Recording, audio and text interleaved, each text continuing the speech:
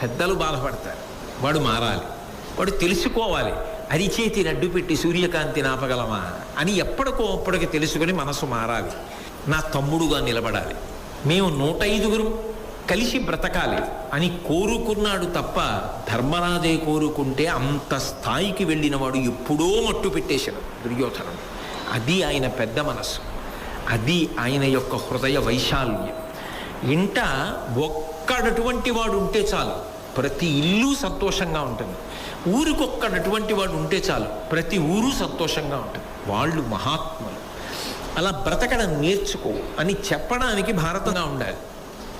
బంధువులకు దూరం అయిపోవాలి, ప్రజలకు దూరం అయిపోవాలి, అందరికీ దూరం అయిపోయి రక్షణ అన్న 3 అక్షరాలకి వీళ్ళు దూరంగా ఉన్న తర్వాత అదును చూసి 5 కుంతీదేవితో కలిపి మట్టు పెట్టేస్తారు. ఇక ప్రతిబంధకం ఉండదు.